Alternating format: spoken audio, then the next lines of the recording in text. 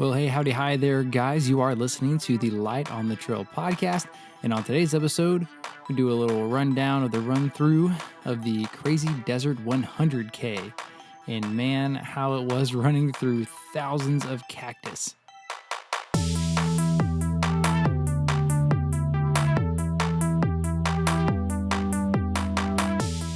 Alrighty, well, hello everyone. Yes, so here on episode 53, I get to talk about the first 100K that I've ever ran.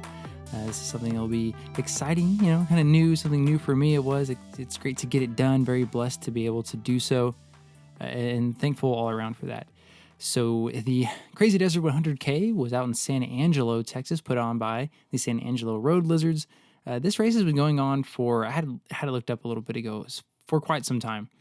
20 years might be a bit of a stretch, but it's been going on for quite a few years. They've had it, and there was, this race, there was about 40 people that ran it, or I'm specifically about the 100K. That's what I ran. That's what I paid attention to the most. So this episode is just gonna be kind of running through that.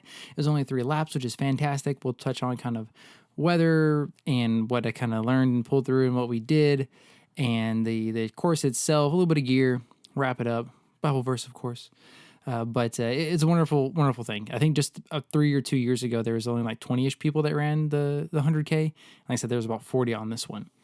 Anyway, so first off, before a race, you get close to a race, usually you may look into the weather. A week before this race, it was looking beautiful. We've been going through some cold, kind of windy weather, getting out of winter, kind of feeling spring now, and it was looking great. If anything, on the warm side, and that's why I had a buddy of mine that ran it. He was like, it very likely could get hot out there. It's pretty open, and it was, so beware.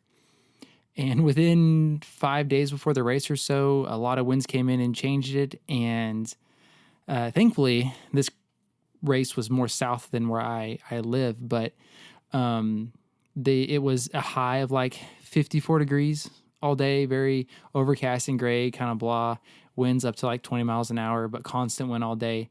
I had a neck gaiter and some gloves, and I was so glad that I had those. The gloves you can take off and on and move them, but the neck gaiter kind of pulling it up to my chin and over my hat on top to keep the wind out of my ears. Wonderful. But it was okay. 54 degrees is not that cold, but the wind kind of made it chilly and just kind of bland. It's not bad, right? It wasn't hot. It wasn't at least 80 degrees or so. And it wasn't even like 70. You're probably saying, Frank, this isn't that bad. It was good weather to do that. It was fine, right? It wasn't that bad. It was okay. But just, man, the wind is not fun to run with or anything. And it was fairly open, as it is kind of south, kind of Texas, deserty areas. Anyway, so the course setup is just 3 laps, which is really nice, especially on like a long race like this. My 50 miler, the only thing I have to compare to this as far as distance and time on feet was a four loop, which is where I draw the line. I think I may have said that before. Anything over 4 seems a bit much, especially for longer distances. But 3 laps was very nice because you get done with 1.5 and you're like, oh, I'm halfway done. Just got to do it again. So it was okay. The course itself, kind of the good, the bad, and the ugly, is it being open in that part of Texas is nice, pretty smooth. It was at the state park, so the San Angelo State Park, and it's a huge park. So that was really nice that it was open enough. Again, there was a lot to see. Not a whole bunch of climbing, but enough up and down that you got to some points that were pretty high up, and you can kind of look over the whole park and see the lake and all these trees and all the cactuses and what the whole place has to offer. They had deer and bison out there. I didn't see any on our trail. It was on a different parts or section of the park, but it was a nice place. It's a very cool place to go, even if you just wanted to go camping. Pretty well all put together. The trails, there was some sand, quite a bit of sand. So it's what I expected again for the desert. A little bit of climbing, a little bit of rocky, nothing I'm not to scare me away. But the most hardest or ugly thing about the trail was a good portion of the beginning and the end. So back at that section at the north side of the equestrian side of the trails where the pavilion was that we started from, is the trail from water settling down the trail and erosion, and then bikers also. it started to come down to like a V, like a wide V, and then the bottom like 4 inches, like even steeper, like a rut from the tires. So maybe off and on, but again, the beginning and end of the trail, about 20% of the trail was kind of like that, and it just kept your feet at a weird camber, like at an angle, and it really wore out like the right side of my outer knee on the first loop, because you were kind of dancing like kind of ninja warrior back and forth to each side. Because you kind of start running out of room on the left side of the trail, and then there's cactus and things in the way, and you got to hop over to the right side. You can't put your foot in the middle because it would tweak your toes and kind of grab your shoe, or it'd get like real. It was just kind of ugly. That's just it is what it is. It's outside though, but very doable, very nice place. As I was told, hey, that's a great place for a first 100K. You should do it, and I'm glad I did it. So starting the race off about 6 a.m. We did need our headlamps. It was kind of dark. Got out there, rocking and rolling.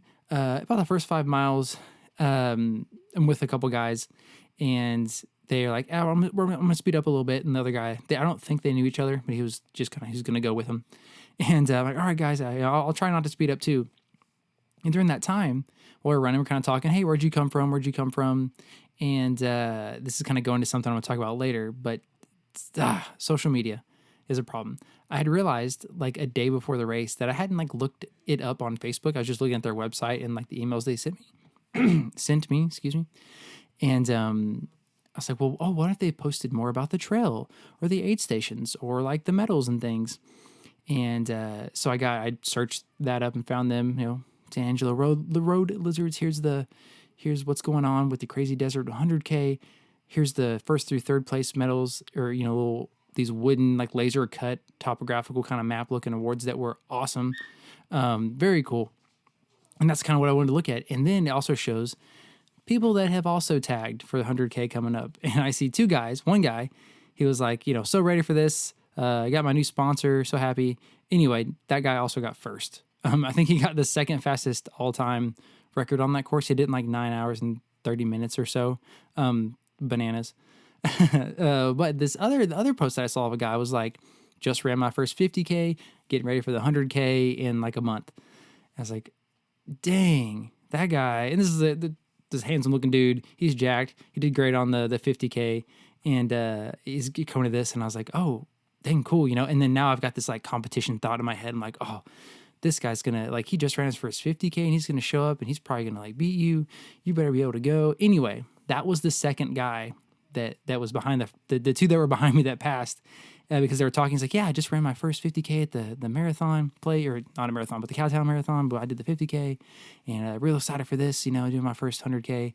And they took off, and I was like, that's that guy. Like, dang, he's doing great. Like, he's looking so comfortable. They're speeding up. I'm trying to keep around. You let all the goals fall away, and that's kind of what I'll get into later too. But one of my goals was like, we're going to run the first lap, 20 miles, 21 miles. Don't, if it's a real steep climb or something, hike it as fast as you can, but we're not going to walk. We're going to get it moving. Don't go below like a 10-minute pace. And I stayed pretty true to that. And they wanted to get up to like 9 something. And a couple people ahead of me when I started off. I thought there was only like 3 people ahead of me, and then them 2. So like 6, I was in 6th or so or whatever. But it's kind of where I'm getting to also, is that I started letting that get in my head and think of that like, dude, he's going to beat you. And he said, were you trying to race? Well, I'm trying to be competitive. Well, guess what? He is too. Are you going to be competitive to him? And this back and forth dumb talk that we do with ourselves. But finishing that first lap, I kind of was able to reset and keep things just, good and positive. And look, I'm going to run my own race. My right knee was hurting, and I was like, this is not good. I've got 2 more laps. This is the longest run I'm ever going to do. I have done to this time at this point. And let's change some things up. And thankfully, my wife and sister-in-law were there to kind of help support me when I got back to the starting line. It's just nice to see some smiling faces and everything, and help me get my water and pack back together. And I kind of went back out quickly for the second lap. But it's kind of that point I was really trying not to worry about other people. I'm going to run my own race. Hey, they're running their race. You know what you should do? You should probably pray for them. You should pray and hope that they have the best day of their life out here, that everyone's safe. There's like a point, maybe a little more than halfway through the race, where there's some decent ledges, little cliff sides, and I was like, holy cow, what if someone fell off this? This would be like pretty bad. And I was like, oh, I need to pray for people for that. And let's just stay grateful and right and be happy we're out here. So lots of that. And that really helped motivate me. But I thought of a quote that I heard the other day from a show, a older cartoon that me and my wife really enjoy and that our kids were watching. But someone said, don't let the plans get in the way of the journey. And that was like so profound to me then. And I thought about it during the race and I was like, here you are thinking of what you can do, or maybe stay above this pace, or we're going to do this and that. And like, if you try real hard, what if you could make, well, maybe top 10, or like, don't, just be in it, be present, be aware as much as you can and be all in it and just, one step at a time. And from that point on, second lap started and I walked a little bit there. I tried to do 2 miles at a time and then walk some, and nothing really changed much. I did have one kind of deal in my head, and I typically do this. If it's downhill a bit or very runnable, then I'm going to run it. I think downhill stuff, as long as you pick your feet up enough, it's not treacherous and super rocky, depending on your condition, I can do it. That's seconds that to me, and I believe in this race, because we'll get to that too, that added up. If it's downhill, pick my feet up, go a little faster. Okay, it's time to walk. Even if I tell myself, I'm going to walk for a quarter mile, I'm going to walk for, half a mile, 0.4, or whatever. And then we get to a very flat, nice spot or slightly downhill. Then I would just start running and pick it up and try to be, typically it was around like 11:30 pace, a little slower, a little faster, get whatever. And then about halfway at the Winding Snake aid station, which was halfway points. And the aid stations were great. Lots of volunteers, plenty of aid stations. Thankfully, it was like a start 2 miles-ish aid station, 2 or 3 miles-ish aid station, and about 6 miles is Winding Snake. And then they kind of went back 6 miles-ish to the next aid station, and like 3-ish, and then 2-ish, and then 2 to the finish. But I was kind of going back and forth with this guy. And it kind of got back in my head, like, hey, okay, now you're yo-yoing. This could be good. This can push you. You're pushing him probably. We'll see what happens. And we went back and forth a little bit, and I got back. And the last couple of miles, I tried to go pretty quick so I'd have time, because I wanted to take a little more time at the start and finish line, get things together, kind of go over, take a moment for my legs so I'd be ready to not walk very much and go. And he came in. And he came in after me and then left before me. So again, back to that headspace of like, he's in front of you. This guy's beating you. This is how you're going to race. All for the good. Look at it in a positive way. It definitely helped push me. But so we start off on the third lap and make sure I've got pack another headlamp. I don't need it till at the very end when it did get dark enough again. But continue to run my own race. Put in quotes, but that makes a lot of sense, and it helped me at least clear my mind out. It was just a great time, staying humble and being happy. And I remember coming back and like telling my wife, like, I'm just trying to be out there and be happy. I'm so grateful. I like saw this really cool looking bird. It's so pretty. And I was like, well, thank you, God, for making that beautiful creation. And thank you for making me thankful and helpful in this, and just a good space, thankfully. And I was really trying to hold on to that. I was even just kind of make myself smile if I found that my face was just kind of like sloppy or kind of a grimace feel. I was like, let's put a smile on, because, placebo effect. It will work. If it works, it works. But I passed that guy again, thankfully, just before the second aid station. And I was like, oh man, here we go. And it's fun. It's a race, right? This isn't training. This is a race. And I want to always be competitive. If I'm going to spend the training and the time and the money into it, I want to get after it, right? It's not supposed to be easy. It's a race. I want to be competitive. And I was like, okay, I'm going to wait till I get around this little corner here. And there were some straightaway spots where you kind of see a ways, and some of it was kind of snaky, but do the whole, like go and break this elastic. And so if they get a glimpse of you in the woods, sometimes, or if you see somebody ahead of you, you're like, oh, maybe there's still a chance I can catch him or grab him or whatnot. And we kind of went back and forth for a little bit. And at the aid station, he came in a few minutes after me. I was there. I say a few minutes. I might have only been there like 5 or 3 or so. And then he showed up, and I was like, okay, act as fresh as we can. All right, guys, thank God for being out here, man. Okay, good to see you later. And like took off. And just trying that mental game kind of side, helps me go, but got it going. And same, and just kept moving, walked spots that were hard. And at this point, you kind of expect and you know what to see. And there's also that kind of wave of like, that was the halfway aid station. On the third lap, you have less than 10 miles left. Like, let's go. And that really fed, and it was just a lot of fun. And if anyone's going to, pick anything up from this, I hope this is one thing that, you can get it done and keep going and put one foot in front of the other and just, it's a race. It's not supposed to be easy. Get hard. Comfort and growth cannot coexist. And once you're in there and you expect it and it's hard, like, yeah, this is what I thought, but here I am. And then you get close to the end and it's like, where'd all this energy come from? Or just the happiness, or, it's a good thing. But keep on getting after it. It got me really excited. And I remember just trying to run pretty good for a while. And so, again, I kind of have some space between us so he didn't catch a glimpse of me. And would run a little bit, walk a quarter of a mile maybe, run at least 2, quarter, give and take, whatever.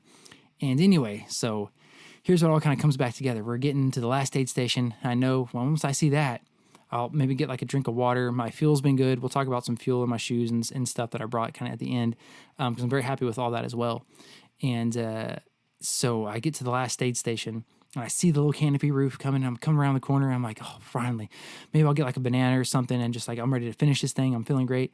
And the guy that I saw on social media, I think he's a cool name too. I think his name was Silas. Silas, if you're listening to this, dude, you're a stud, and your name's awesome. He was sitting down and just kind of like taking a second, like breathing. He was like, oh, he's ready for this thing to get done. And again, his first 100K too. And his first 50K just, a few weeks ago. And I was like, that's the guy. It's like, that was him. You caught up with that guy. And I've also had plenty of thoughts. I joked to myself about it. I was like, oh, it's been about an hour. Are you going to think about making third place again?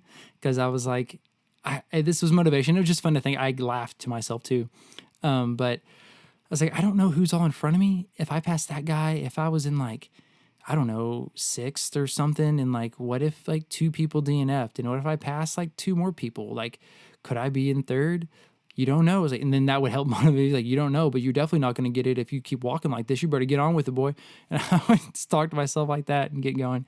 It was it was fun. Anyway, so I get there, and I've told people this here in person. I'll tell you now.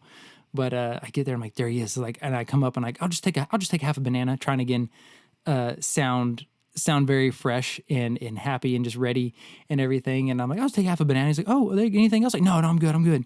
And there's not a more aggressive way to take a bite out of a half of a banana at an aid station. I was just like, peeled it, bite, and I chunked it off in the woods like real hard and took off. And I made sure I did it. Like, I didn't stop. I kept walking, stood there for like 2 seconds so he could like give me the banana. I was like, thanks, guys. See y'all later. Have a good one. Thanks for being out here. Bite, chunk. And I sprinted. I took off. I wanted him to see me like dust it.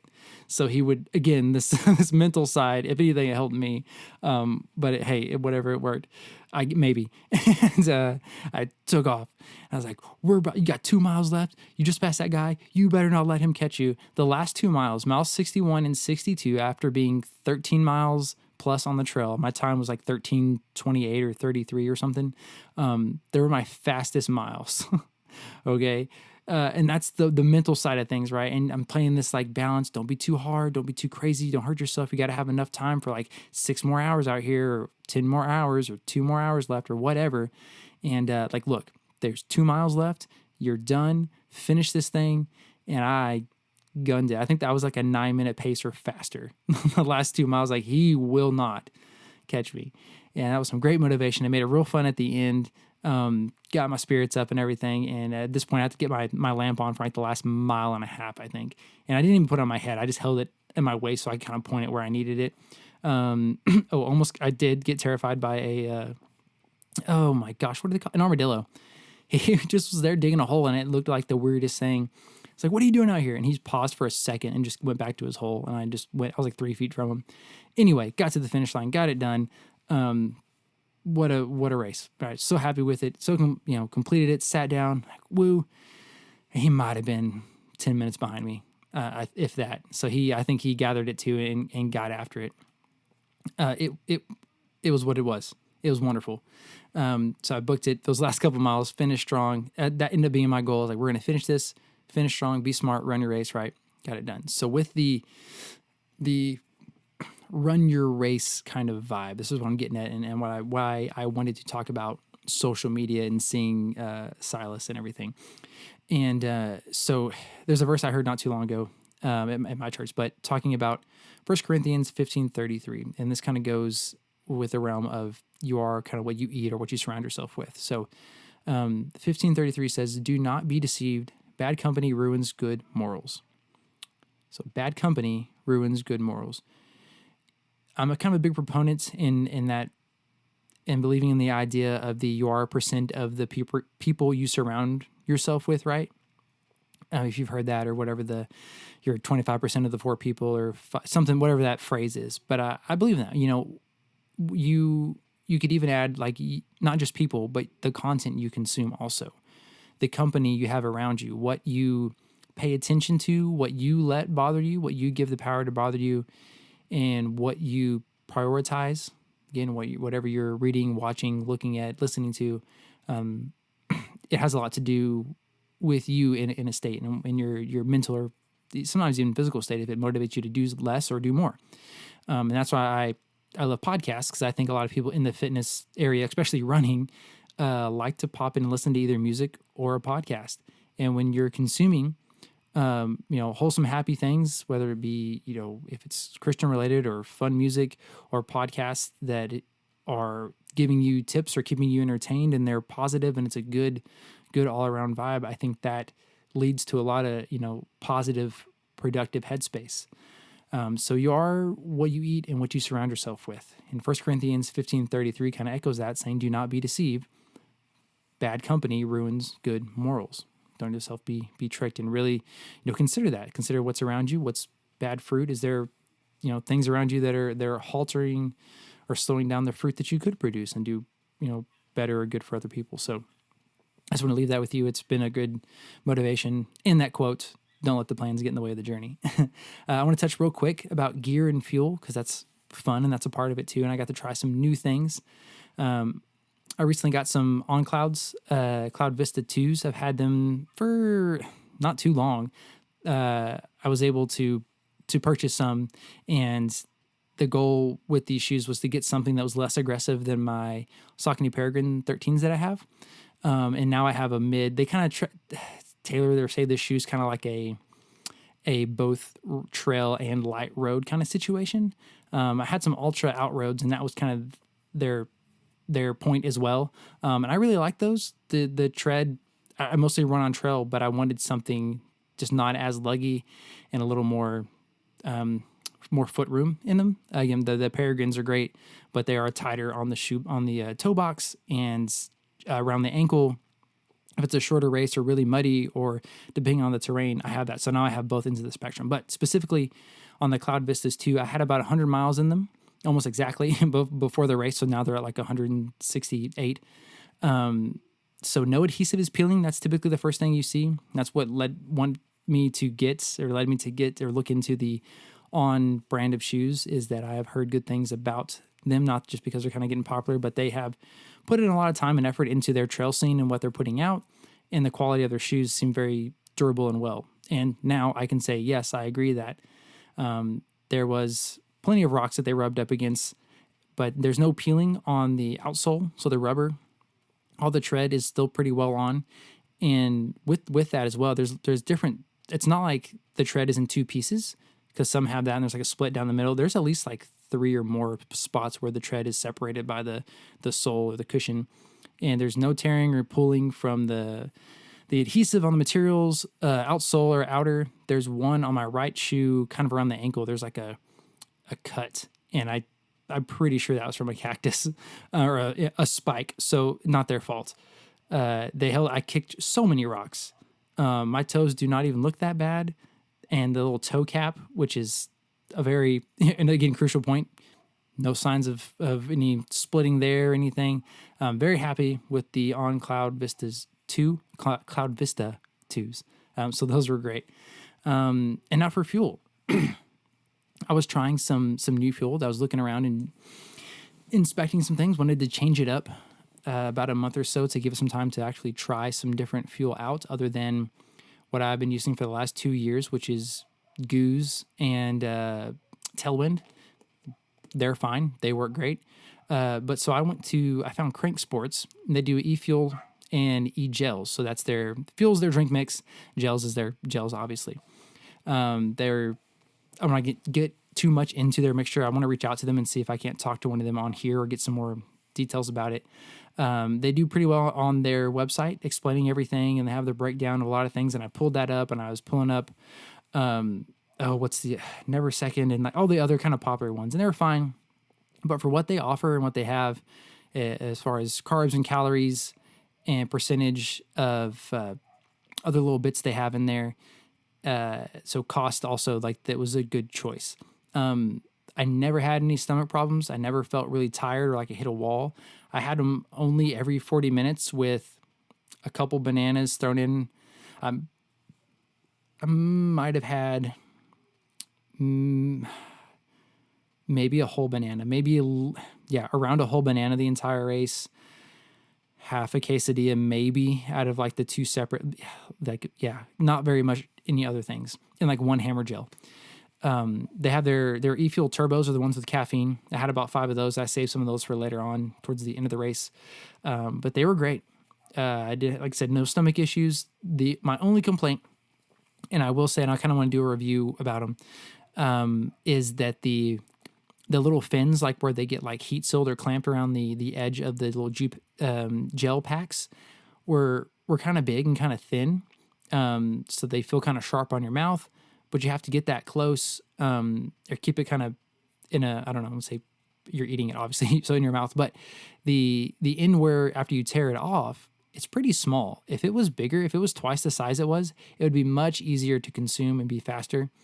It being kind of chilly, I'm sure it made the goo kind of more viscous, so it's thicker and harder to get out. The packets are kind of big. I wish they were smaller, but I like them because they have more calories in them and carbs in them, so it holds more because it gives you more. So that's fine. But if the edges were not as broad and like in the way, and I really like the and I can't think of the name of the company, so I don't want to say it. There's a couple companies with their goos that are making their packs where you can tear the top off and it has a little tether on it, like it connects still to the pack. I can think of it in my head. I can't think of the name of the company though, but those are fantastic. That's such a good idea because those get lost everywhere, and it's litter. So if they could do Crank Sports, if you could shrink down the little like razor edge around the edge of the goo, open up the opening a little bigger of the goo, like it might be as big as a pencil, maybe, but it needs to be bigger, and have like a little tether for that top piece to come off of. That would be fantastic. So that's almost fashionable over functional. The purpose of it is to fuel a human. It does that great. I do think it would just be friendlier use of ease with these other things added to it. Anyway, guys, I'm going to wrap it up. I don't want this to be too long. I'm reaching out to someone now that ran the race also, so I want to get their point of view and their mindset, and we can kind of go back and forth and talk about it. Thank y'all so much for listening. If you have any questions, please send me an email down there, link below, if you have any race or ideas for shows. Again, thank you all for listening. I've had it on for a while here. Episode 53 and still rocking and rolling. Thank you for your patience, and God bless, guys.